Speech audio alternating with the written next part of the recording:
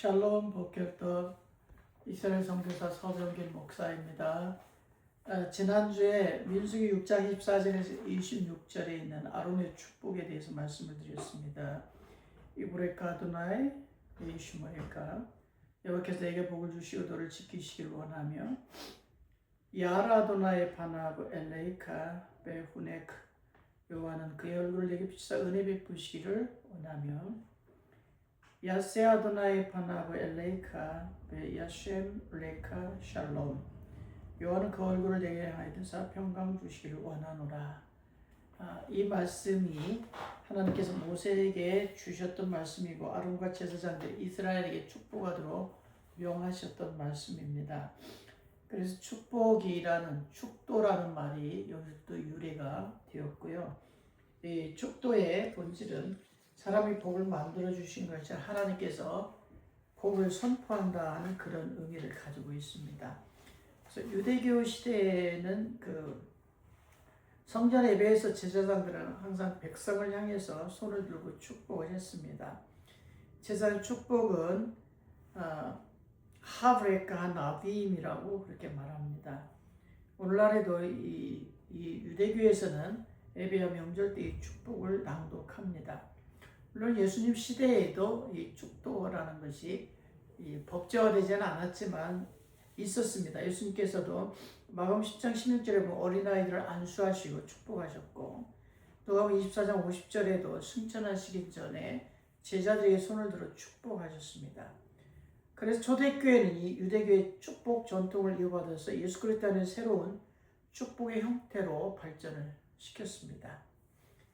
그래서 신약교회의 사도적 축복, The Apostolic Benediction of the Early Church, 여기서 가장 대표적인 것은 고린도후서 13장 14절입니다. 일단 고린도후서 13장 13절을 읽어드리겠습니다. 헤세드 하아돈 예수 하마시아 ve ahabat Elohim with havrut 루아 코데시 앳 쿨캠 아멘. 이렇게 고린도후서 13장 13절의 말씀이 초대교회 사도의 축복의 근간이 되었던 걸 볼 수 있고요. 초대교회에서는 성찬과 예배를 마칠 때마다 감독이나 사제가 회중에게 축복을 선포했습니다. 4세기 이후에는 교회 예전이 발전하면서 예배 마지막 순서에 축복 선언을 배치했고요. 성직자가 회중을 향해 손을 들고 축복하는 것이었습니다. 성부와 성자와 성령의 이름으로 축복하는 전통이 자리를 잡았습니다. 종교개혁 시대 이후에는 종교개혁자들은 축도를 성자의 구원의 행위라기보다 하나님의 말씀을 회중에게 선포하는 행위로 강조했습니다. 특히 개신교 예배에서는 예배 마지막 순서에 하나님의 은혜와 평강을 회중에게 선포했습니다. 목회자가 성경 말씀으로 축복하는 형태가 일반화되었습니다. 이에 따라서 한국 교회는 서양 기독교 예배 전통이 한국에 들어오면서 정착되었고요. 초대 선교 시대부터 오늘날까지 예배 마지막에 하나님의 은혜와 복을 선포하는 중요한 순서로 자리 잡았습니다. 초기 한국 교회에서는 축도를 단순한 폐해 기도가 아니라 하나님의 말씀을 받은 성도들이 세상을 향해서 나가기 전에 받는 축복의 선포로 이해했습니다. 초기 한국교회 목회와 축도의 정착을 보면 이제 한국인들이 의한 신학교가 세워지고 목사들이 배출되면서 서양 선교사들이 했던 축도를 한국 목회자들이 이어받아서 하게 되었고요. 1900년 초부터 한국인들은 이제 예배 마지막에 성경 말씀을 토대로 축복을 선포하는 것을 중요하게 여기게 되었고요. 일제강점기에는 위로와 소망의 축도가 되어졌습니다. 그래서 그 일제강점기에는 민수기 6장 24절과 26장 아론의 축복과 고린도후서 11장 13절의 사도적 축복이 같이 병행되어 사용되어졌습니다. 해방 이후 한국교회 급성장에서 축도는 한국 개신교 예배의 고정된 마지막 순서가 되었고요. 주일 예배 마지막에 목사가 축도하는데 성도들은 서서 축복을 받습니다. 손을 들거나 편손으로 회중을 향해서 축복을 선포했습니다. 현대 한국교회의 축도 형태를 보면 고린도후서 13장 14절 사도적 축복과 민수기 6장 24절 26절 아론의 축복을 함께 사용하는데요. 한국교회의 그 신학적 의미를 보면 하나님 복을 선포하는 말씀입니다. 따라서 목사는 자신의 복을 주는 게 아니라 하나님께 주시는 복을 선언하고 예배에서 세상으로 보내는 파송이라고 보았고, 예배가 끝나는 것이 아니라 하나님의 은혜 안에서 삶으로 나아감을 의미했습니다. 언약 공동체의 축복이었고요. 구약의 제사장 축복과 신약의 사도적 축복을 이어받은 것이 한국의 축도의 전통이었습니다. 오늘날에는 단순한 폐기도가 아니라 설교 후에 축도를 예배의 절정으로 이해를 했습니다. 그래서 목회자가 회중을 향해서 축복을 선언하는데 삼위일체적 축복을 사용했습니다. 하나님의 임재를 확인하는 선언, 세상으로 파송받은 백성을 위한 축복, 하나님의 은혜에 살아가라는 약속의 말씀이라는 의미를 가지게 되었습니다. 따라서 축도는 민수기 6장의 제사장 축복에서 시작되어서 예수님의 축복과 사도들의 축복을 거쳐 오늘날 교회 예배의 마지막 복음적 선언으로 이어진 전통입니다.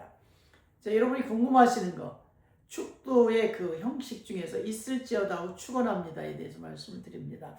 있을지어다는 축복의 선언이고 하나님 주시는 복을 선포하는 것입니다. 고린도서 13장 13절 말씀대로 주 예수 그리스도의 은혜와 하나님의 사랑과 성령의 교통하심이 너희 무리와 함께 있을지어다 라고 축복을 했습니다. 히브리어 성경적 표현에 영향을 받은 선포적 문장입니다. 축도자는 복을 만들어주는 사람이 아니라 하나님께서 약속하신 복을 말씀으로 선포하는 사람입니다. 그래서 하나님의 복을 그대로 회중에게 전하기 때문에 있을지어다 그렇게 합니다.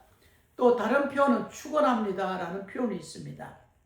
이 뜻은 그 복을 하나님께 구하는 기도적 표현입니다. 복을 간구하는 기도, 하나님의 은혜가 여러분의 가정에 충만하시기를 축원합니다 이렇게 말합니다. 이 표현은 말하는 사람이 하나님께 복을 구하는 기도적 표현입니다. 즉 하나님 이 사람에게 복을 내려주십시오 라는 의미가 강합니다.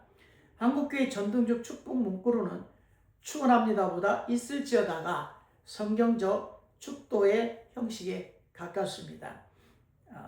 그 예를 가톨릭에서 한번 살펴보겠습니다. 가톨릭에서는 이렇게 축도를 합니다.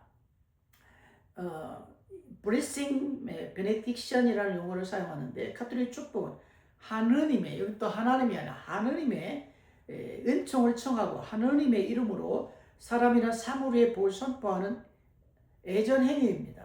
여기서 중요한 것은 사람이나 사물까지도 복을 선포하는 게 가톨릭입니다.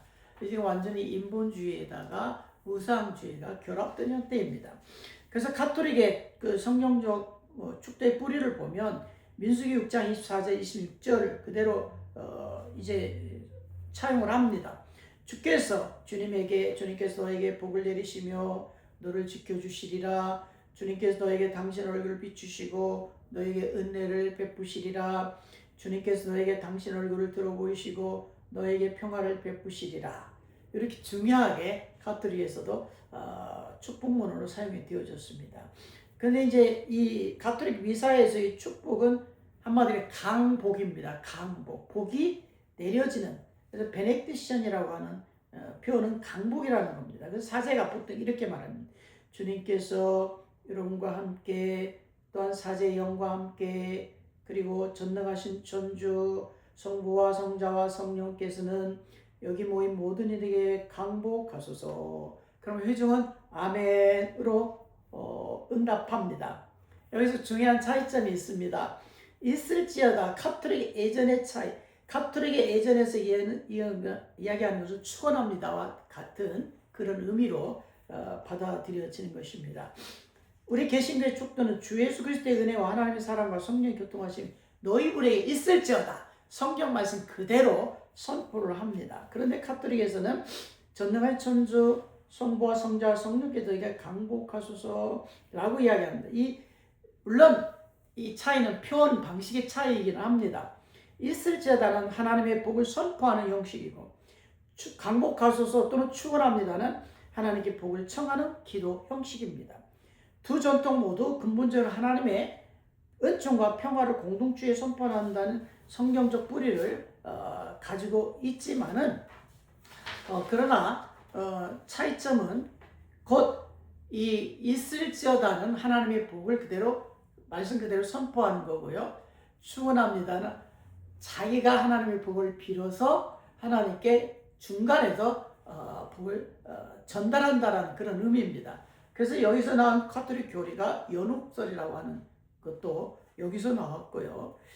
여러 가지 중요한 것들을 가톨릭에서는 말씀대로 하지 않는 오류를 범하고 있는 걸 볼 수 있습니다. 이 제사장의 축복은 걔네에게 주는 것이 아니라 이스라엘 공동 전체 하나님과 언약을 맺은 백성에게 선포되어야 되는 것입니다. 그래서 유대교의 기도는 하나님을 찬양하고 하나님 복을 선포하는 기도입니다. 그래서 가톨릭에서 이야기하는 강복하소서 축원합니다는 성경적 범위에서 벗어나는 인본주의적인 축도다 이렇게 볼 수 있겠고요. 있을지어다는 말씀 그대로 선포하는 신본주의적 축도라 이렇게 볼 수 있습니다. 그래서 두 가지를 굳이 하자면은 있을지어다로 하는 것이 올바른 성경적 근거라 이렇게 볼 수 있습니다. 이제 우리를 정리하겠습니다. 이 하나님의 은혜가 우리 가운데 어떻게 임하느냐에 따라서는 굉장히 큰 신학적인 또 성경적인 차이를 만들어냅니다.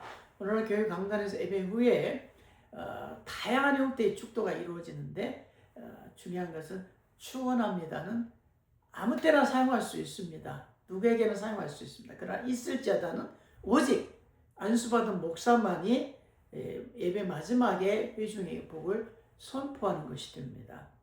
그래서 우리가 보통 예배 중에도 뭐 축원합니다, 뭐 어디서 축원합니다 말은 많이 할 수 있습니다. 하지만 있을지어다는 오직 예배 후에 마지막 장식으로 해야 된다라는 것을 말씀을 드리고 싶습니다. 여전히 우리가 있을지어다가 축원합니다를 헷갈려 하신다면 다시 고린도후서 13장 13절로 돌아가셔서 말씀대로 그대로 선포하시기를 권고합니다. 자, 오늘 여기서 마치고요. 다음 주일에 다시 한번 고린도후서 13장 13절에 그 축도의 그 내용에 대해서 한번 다시 말씀을 드리도록 하겠습니다. 여러분 안녕히 계세요. 샬롬 레이트로.